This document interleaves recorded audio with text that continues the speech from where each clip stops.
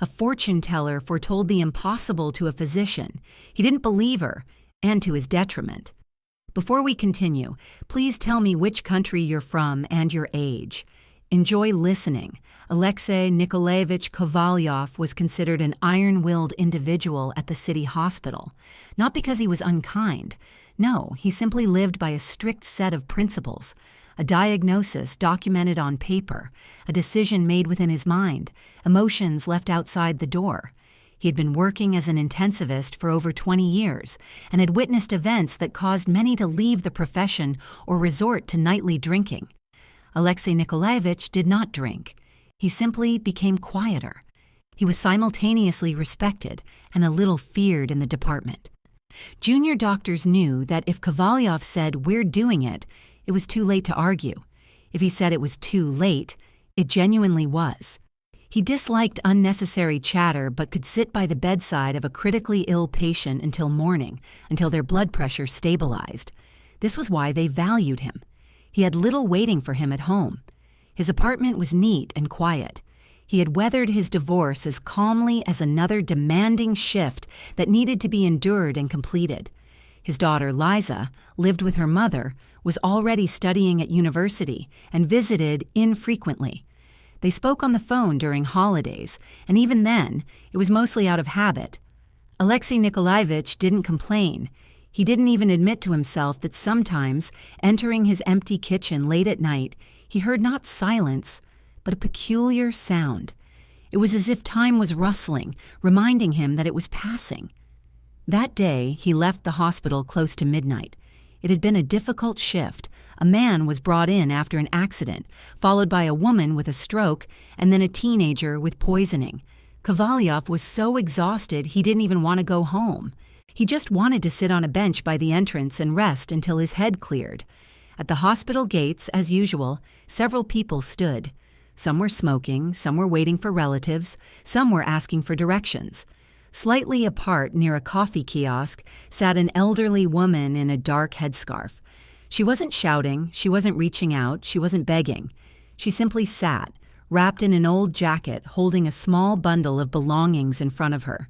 Alexei Nikolaevich would have passed by as he had hundreds of times, but the woman suddenly looked up and seemed to peer directly through him. There was no impudence in her gaze, only weariness and a strange certainty.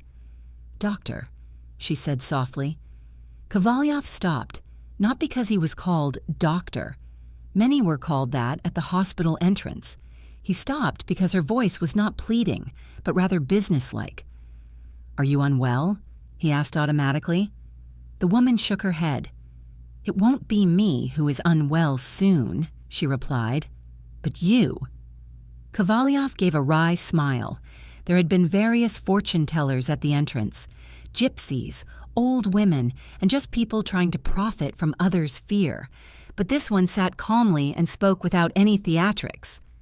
"Thank you," he said curtly. "I'm fine." He was about to leave, but then he noticed the woman clutching her side, her palm trembling slightly, and her breathing strangely intermittent. "Let me take a look at you," he said, surprisingly to himself. "Sit up straighter. Your heart." She seemed to hesitate at first, then obediently extended her arm. Her pulse was irregular, not critically so, but unsettling. Alexei Nikolaevich quickly assessed possibly high blood pressure, possibly arrhythmia. He took out his phone and dialed the reception, asking them to call for an ambulance. The woman watched him silently, and as he finished his call, she suddenly gripped his wrist sharply. Her fingers were thin and cold, but her grip was unexpectedly strong. "Listen carefully, doctor," she said quietly, almost a whisper, as if afraid the walls might hear them. "You don't believe in words. You believe in papers. Well, in 3 months you will find yourself on the other side of this door, and it won't be your experience, your connections, or your money that saves you. One person will save you, someone you once turned away, and you won't even recall them immediately." Kovalyov froze. From exhaustion, from irritation, from the fact that this statement lacked the usual preamble.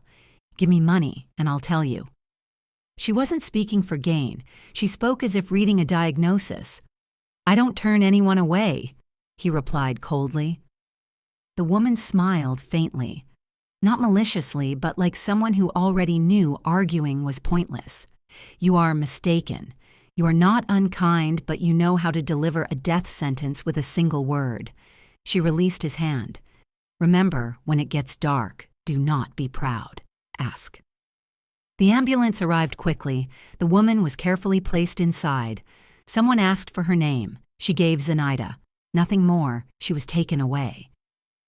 Alexei Nikolaevich walked to his car, an old Ford, and all the way home, he thought it was all nonsense. A coincidence? Fatigue? The late hour? Another fortune teller at the entrance? He even chuckled to himself. In 3 months, we'll see. But an unpleasant feeling still lingered. Not fear, no. More like a sense that someone had knocked on the door, he hadn't opened it, and then all evening he found himself listening, wondering if they would knock again. The next day, life returned to normal. A shift, rounds, paperwork. A week later, another shift. 2 weeks later, more late-night calls. Alexei Nikolaevich had almost forgotten about the woman. In the hospital, things quickly fade from memory if they don't pertain to work. Occasionally, he saw her from afar. Not at the gates. She wasn't there anymore.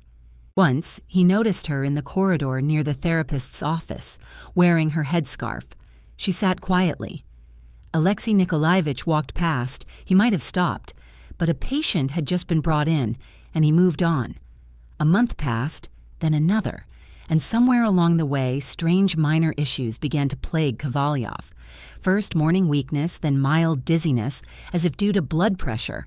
Then one day, he climbed the stairs, and his heart suddenly pounded so irregularly that he stopped for a second, gripped the railing, took a breath, and pretended he was just lost in thought. He attributed it all to fatigue, to age, to the workload. He was a doctor, and as is common with doctors, he treated himself the worst. I'll endure it. I'll get examined later. One day, his colleague Svetlana Petrovna, a therapist, met him in the corridor and said, "Alexei Nikolaevich, you look pale. Is your blood pressure high?" "It's fine," he waved dismissively. "Don't start. Your hands are cold." She persisted, and her gaze was unusual. He smiled irritably. "Svetlana Petrovna, you know that if I were admitted for examination, the department would shut down." "The department wouldn't shut down," she said quietly. "But can you?" The phrase displeased him. He walked on, pretending not to hear. Then there was an evening when he was driving home after a day shift, and suddenly, at a traffic light, his vision went black so suddenly that he instinctively clutched the steering wheel. The car was stopped, cars honked behind him, but he sat there, trying to breathe evenly. After a minute, it passed. He drove on. At home, for the first time in a long time, he took out his blood pressure monitor. The reading wasn't critical, but his pulse was again irregular. Kovalyov sat on the edge of the bed and caught himself having an unpleasant thought. He immediately pushed it away. What if it wasn't about him? He was accustomed to being the one who saved people, not the one who needed saving. In the 3rd month after that night, Kovalyov was working in the operating room. Everything was going normally until, suddenly, he felt as if the floor beneath his feet had tilted. At first, he thought he had just stood up incorrectly, that he was tired, but then his ears started to ring. He took a step and saw his hand tremble. The scalpel almost fell from his grasp. He quickly stepped back to avoid hindering the procedure and said to the assistant, "Continue. I'll be right back." He went out into the corridor, took a breath, a second, a third, sat down on a chair against the wall, and realized he couldn't get up. It was then that he felt true fear for the first time. Not of death, no. He was afraid of helplessness. He was used to any condition being explainable, calculable, breakable down into numbers. But here his body seemed to have refused to obey. They rushed to him. Someone said, "Doctor, what's wrong?" Someone had already called for a gurney. He was taken not home, but to the place where he himself had met patients dozens of times, the emergency room. Kovalyov lay on the gurney, looking at the ceiling. The lights flickered, voices sounded distant, and suddenly the phrase of that woman flashed in his memory. "You will find yourself on the other side of the door." He wanted to smile, but his lips barely moved. They admitted him quickly. After all, he was one of their own. They did an EKG, drew blood, administered an IV drip. The doctors around him were familiar, but now they seemed different. Not colleagues, but people deciding his fate. Svetlana Petrovna came to him in the evening and sat beside him. "Well, Alexei Nikolaevich," she said softly, "you've endured long enough?" He remained silent. "Nothing serious," she continued, "but we need to figure it out. It's not just fatigue. There's a suspicion of serious arrhythmia and something else in the tests. We'll keep you under observation for now." "I'll be out tomorrow," Kovalyov said hoarsely. Svetlana Petrovna shook her head. "No, tomorrow you will lie here and listen, and perhaps, for the first time, you will trust." He closed his eyes. The words irritated him, but he had no strength to argue.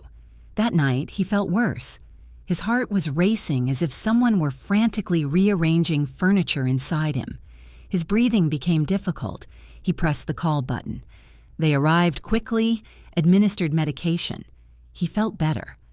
Towards morning, he dozed off and woke up to a young doctor entering the room. Kovalyov didn't recognize him at first. He was wearing a mask and a gown. His eyes were attentive. "Good morning, Alexei Nikolaevich," the young man said calmly. "I am the duty doctor. My name is Artyom Sergeyevich." Kovalyov frowned. "Artyom," he repeated. "You are no longer an intern," the other replied evenly. "I've been here for 2 years. Do you remember you once administered our certification?" Kovalyov racked his memory. There had been many certifications. The faces of young people blurred together. "I don't remember," he admitted honestly. The young doctor nodded without offense. "That's understandable. You told me then that I wasn't ready, and I wasn't accepted into the intensive care unit. I went into therapy, then returned. Now I work here." Kovalyov wanted to say something, to justify himself, to explain that he never failed anyone arbitrarily, that he was demanding because intensive care is not a place for the weak. But suddenly, he felt something strange. A heaviness rose within him, as if someone were reminding him of an old debt. "If you," he began, "if you don't like me, then—" Artyom Sergeyevich raised his hand. "It's not about liking Alexei Nikolaevich. It's about the job. Your condition is unstable. We need you to follow your treatment plan and not be a hero." He hesitated slightly. "You will have to sign consent for one procedure. Without it, the risk is high." Kovalyov looked at him and suddenly understood. This was it. The one to whom you had refused. Not money, not a request, but an opportunity, a path. He swallowed. "I'll sign," he said curtly. Artyom Sergeyevich nodded in relief, and there was no malice in his gaze. There was only work. The day passed difficultly.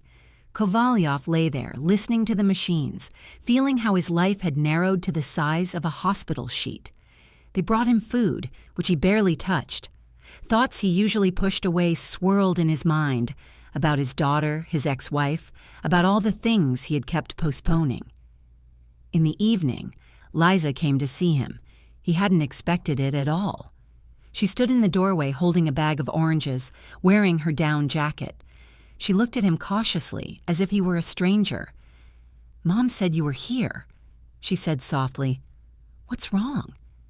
He wanted to say, "Everything's fine." But suddenly he realized he no longer wanted to lie. "I'm not great," he admitted, "but we'll manage." Liza walked over, placed the bag on the nightstand, and looked at the machines. "Are you scared?" she suddenly asked. He wanted to give his usual answer. "No." But his tongue wouldn't move. "No," he said, "not of dying, but because I haven't had time for so much." Liza was silent, then said quietly, "And I've been afraid my whole life that you don't notice me." Those words struck him harder than any IV drip. Kovalyov turned away so she wouldn't see his face tremble. "Forgive me," he managed to say. Liza sat on a chair, silent for a long time, then said, "Okay, we'll talk later. The main thing is, get better." When she left, Alexei Nikolaevich stared out the window for a long time. Outside, streetlights glowed, cars drove by. Life went on, and it suddenly became clear to him. He had always lived as if time were endless, and now time was looking at him sternly. The next day, he was taken for the procedure. Everything was like a dream. Corridors, the elevator, people in masks. In the room, he saw Artyom Sergeyevich again. He stood nearby, calmly explaining, "We will proceed carefully. This is necessary to understand the source of your arrhythmia and rule out dangerous causes." Kovalyov nodded. Everything inside resisted. "I'm a doctor myself, I know." But knowledge didn't help now. Only trust did. The procedure was difficult, but without catastrophe. And in the evening, something happened that no one expected. Kovalyov's blood pressure dropped sharply. His heart again plunged into chaos. There was a flurry of activity in the room. Doctors and nurses rushed in. Kovalyov heard voices but couldn't respond. He saw faces as if through a fog. At some point, he realized he was losing consciousness. And in that second, he remembered the woman at the gates, the headscarf, the cold fingers. "When it gets dark, do not be proud. Ask." He couldn't speak loudly, but he managed to whisper when Artyom Sergeyevich leaned in. "No, don't leave." The young doctor understood and stayed. He managed the situation. Not alone, of course. There was a team working, but it was he who made the decision quickly, didn't falter, didn't retreat, and Kovalyov pulled through. When the danger had passed, Artyom Sergeyevich went into the corridor, sat on a chair, and covered his face with his hands for a moment. Then he stood up and returned to work, as if nothing had happened. 2 days later, Kovalyov felt noticeably better. He could get up and walk around the room. The machines no longer beeped so alarmingly. Svetlana Petrovna smiled. "So, doctor, alive?" "For now, yes," he replied dryly. But his voice no longer held the same iron certainty. There was something softer.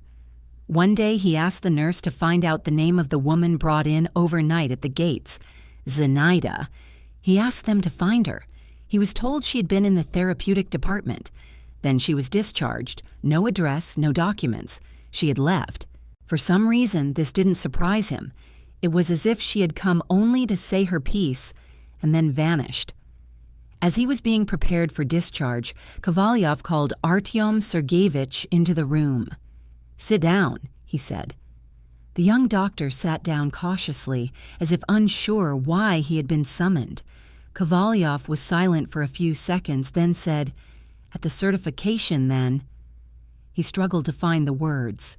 "I don't recall the details, but I remember the principle. I don't accept weak individuals into intensive care because the stakes are too high here." Artyom Sergeyevich nodded. "I understand, but..."